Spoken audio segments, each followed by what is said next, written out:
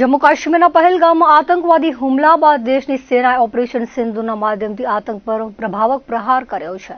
Operation સિંધુની ભવ્ય સફળતા બાદ દેશભરમાં તિરંગા યાત્રા સહિતના કાર્યક્રમો યોજાયા છે.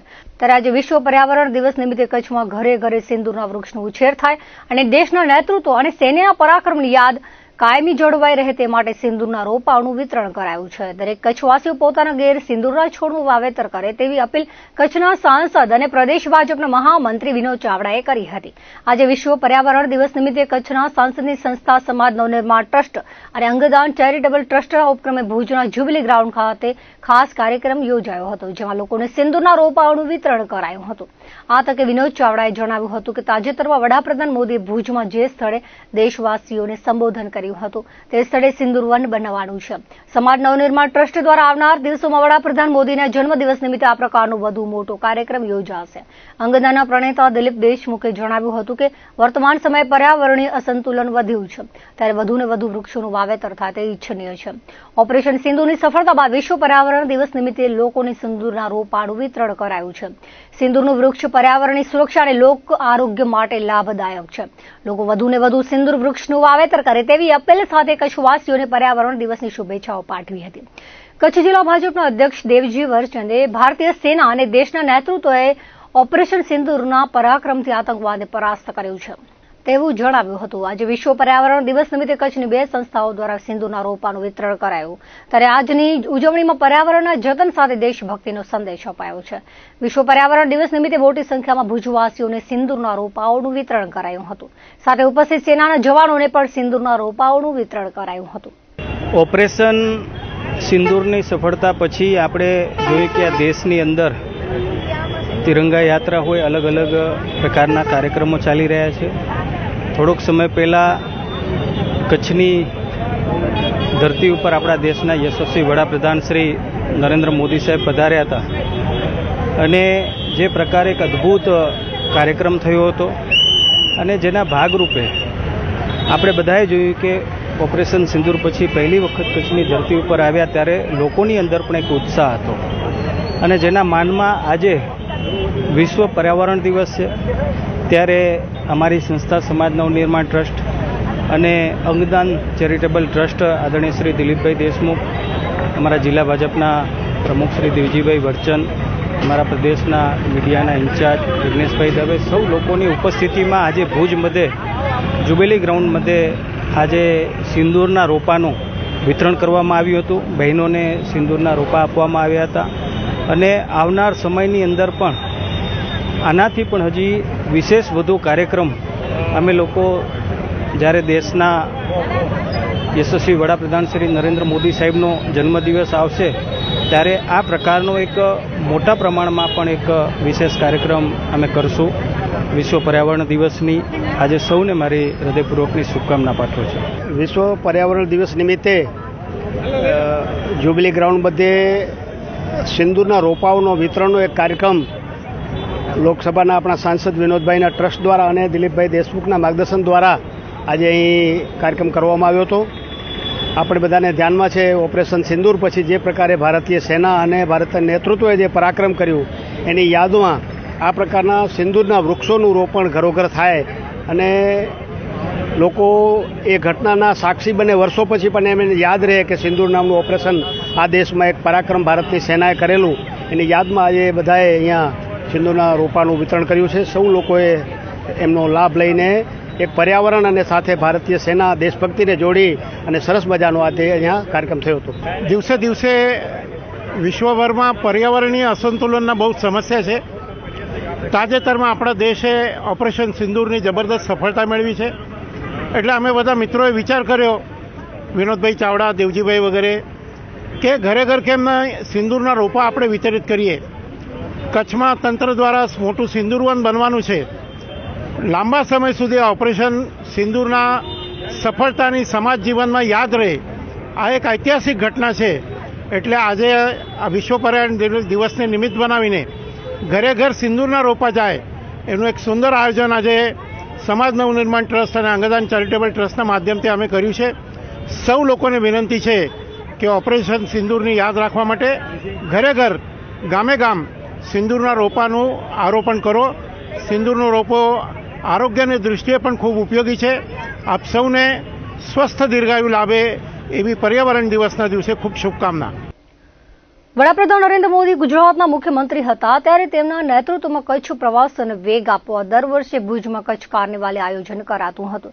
તાજેતરમાં કચ્છના પ્રવાસે આવેલા વડાપ્રધાન મોદીએ કચ્છના ચૂંટાયેલા જનપ્રતિનિધિઓ અને રાજ્ય સરકારને ફરી કચ્છ કાર્નિવાલ યોજવા આહવાન કર્યું હતું. જે આહવાનને ઝીલી લઈ કચ્છના સાંસદ વિનોદ ચાવડા દ્વારા કચ્છી નૂતન વર્ષ અષાઢી બીજના ભુજ ખાતે સાંસદ કચ્છ કાર્નિવાલ યોજવાની ઘોષણા કરી છે. ગુરુવારે ભુજમાં આયોજિત પત્રકાર પરિષદમાં તેમણે સાંસદ કચ્છ કાર્નિવાલના આયોજન અંગે વિસ્તૃત વિગતો આપી હતી. આ કાર્નિવાલમાં કચ્છની ભાતીગળ સંસ્કૃતિ અને કચ્છિયતની ઝાંખી જોવા મળશે. વિવિધ સંસ્થાઓ, શાળા કોલેજોને જોડી ભુજમાં ભવ્ય કાર્નિવાલના આયોજનની તેમણે છાણાવટ કરી હતી. આ પત્રકાર પરિષદમાં ભુજ નગરપાલિકાના કારોબારી ચેરમેન મહિદીપસિંહ જાડેજા, હિતેશ ખંડોર, હિતેન ગોર, મિત ઠક્કર, રવિ ત્રવાડી, હિરેન રાઠોડ વગેરે સાથે જોડાયા હતા. આપણે બધા જાણીએ છીએ કે હમણાં જ થોડા સમય પહેલા ઓપરેશન સિંદૂર પછી પહેલી વખત આપણા દેશના યશસ્વી વડાપ્રધાન શ્રી નરેન્દ્ર મોદી સાહેબ કચ્છની ધરતી ઉપર આવ્યા હતા અને એડવાન્સમાં આપણને બધાને અષાઢી બીજ એટલે કચ્છી નવા વર્ષની શુભકામનાઓ આપણને પાઠવી હતી. અને ત્યારે અમારી જે ટીમ છે એમને એક વિચાર આવ્યો કે સાંસદ રમતગમત છે, સાંસદ યોગ છે, સાંસદ એથ્લેટિક્સ છે, આવી અલગ અલગ કાર્યક્રમો અમે કરતા રહીએ છીએ. પણ આ વખતે અમે નક્કી કર્યું છે કે આપણા દેશના વડાપ્રધાન શ્રી નરેન્દ્ર મોદી સાહેબ જ્યારે મુખ્યમંત્રી હતા અને ત્યારે 2005થી કરીને 2013 સુધી જ્યારે રણ ઉત્સવના ઉદ્ઘાટન પ્રસંગે આવતા હતા અને એ દિવસે સાંજના સમયે હમીસરના કાંઠે કચ્છ કાર્નિવલનું આયોજન થતું હતું. તો આ વખતે અમારી ટીમ દ્વારા નક્કી કરવામાં આવ્યું કે આપણે સાંસદ કચ્છ કાર્નિવલ ફરી એકવાર જીવંત કરીએ અને સૌ લોકો જોડાય, એક લોકોનો એક ઉત્સવ બની રહે અને જેના ભાગરૂપે, કારણ કે અષાઢી બીજ એ કચ્છી નવું વર્ષ છે અને આપણા બધા માટે એક અનેરો દિવસ હોય છે. અને એટલે જ અમે નક્કી કર્યું અને જેટલી પણ ટેબલો કૃતિમાં ભાગ લેનાર બધા લોકોને અમે પ્રોત્સાહિત વ્યક્તિગત પણ ઇનામ આપશું. પહેલા નંબરે આવશે એને 51,000 રૂપિયા, બીજા નંબરે આવશે એને 41,000 રૂપિયા, ત્રીજા નંબરે આવશે એમને 31,000 રૂપિયા, ચોથા નંબરે આવશે એમને 21,000 રૂપિયા અને પાંચમા નંબરે આવશે એને 11,000. પ્લસ અમે નક્કી કર્યું છે કે જે પણ કૃતિ ભાગ લેશે જે ટેબલો એમને પણ 5,000 રૂપિયા અમે પ્રોત્સાહિત તરીકે એને ઇનામ આપવાના છીએ. અને વ્યક્તિગત પણ બધાને પ્રમાણપત્ર અને ઇનામ મળે. મુખ્ય જે છે કે વધારેમાં વધારે વિદ્યાર્થીઓ છે, સામાજિક સંસ્થાઓ છે, અલગ અલગ પ્રકારની મંડળીઓ છે, સૌ લોકો જોડાઈને આપણું જે કચ્છી કલ્ચર છે એને જીવંત રાખવાનું છે. ઓપરેશન સિંદૂરની થીમ ઉપર પણ આપણે જઈને આ જવાનો, આપણા દેશના બહાદુર, એમને પણ એમનું માન સન્માન વધે અને એમનો પણ જુસ્સો બુલંદ થાય. તો આ પ્રકારના ટેબલો પણ બધા લોકો આમાં ભાગ લે. એટલે અલગ અલગ પ્રકારની કૃતિઓ દ્વારા સૌ સામાજિક લોકોને, સંસ્થાઓને જોડી કરી અને અમે આ ઉત્સવ ઉજવવાનું નક્કી કર્યું છે. આજથી અમે એનો પ્રારંભ કરીએ છીએ. 15 તારીખ સુધી એનું રજિસ્ટ્રેશન થશે અને જ્યારે અષાઢી બીજ આવશે ત્યારે આપણે હમીસરના કાંઠે ઐતિહાસિક જગ્યા ઉપર આનો આપણે ઉત્સવ ઉજવીશું. તમારા માધ્યમથી હું કચ્છના સૌ લોકોને વિનંતી કરું છું કે મોટા પ્રમાણમાં આપણે જોડાઈ કરી અને કચ્છી નવા વર્ષને, આ કાર્નિવલને આપણે બધા ઉજવીએ. આમ તો અમે ફોર્મ જે છે એ બહાર પાડ્યું છે, ઓનલાઈન ફોર્મ છે. વ્યક્તિગત પણ અમારા 4 સમિતિના મિત્રો છે, એના નંબર પણ આપ્યા છે.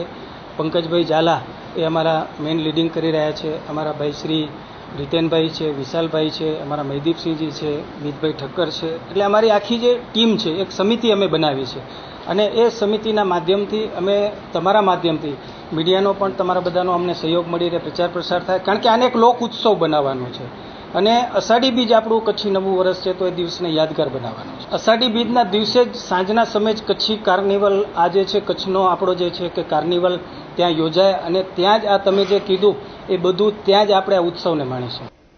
કચ્છમાં ગ્રામ પંચાયતોની ચૂંટણીનો ધમધમાટ વેગવાન થયો છે. વડઝર ગામના સરપંચ ઉમેદવાર તરીકે કિશોરસિંહ સોઢાએ ઉમેદવારી નોંધાવી છે. સાથે 7 સભ્યોએ પણ ઉમેદવારી ફોર્મ ભર્યા હતા. કચ્છના 10 તાલુકાઓમાં ગ્રામ સ્વરાજ્યની ચૂંટણીનો ગરમાવો જોવા મળી રહ્યો છે. જિલ્લાની પ્રાંત કચેરીએ મોટી સંખ્યામાં ચૂંટણી લડવા ઈચ્છુક ઉમેદવારો ફોર્મ મેળવવા ઉમટી રહ્યા છે. વિશ્વ પર્યાવરણ દિવસની માંડવી કોર્ટમાં ઉજવણી કરવામાં આવી હતી. માંડવી કોર્ટના જજ કે.એ. ડાબી, સ્વાતિ રાજવીર, તાલુકા કોર્ટના ન્યાયાધીશોના હસ્તે વૃક્ષારોપણ કરાયું હતું. વિશ્વ પર્યાવરણ દિવસ નિમિત્તે કોર્ટના કમ્પાઉન્ડમાં વૃક્ષારોપણ સાથે પર્યાવરણની સુરક્ષા કરવા અને વધુને વધુ વૃક્ષોનું ઉછેરવાનો સંદેશ અપાયો હતો.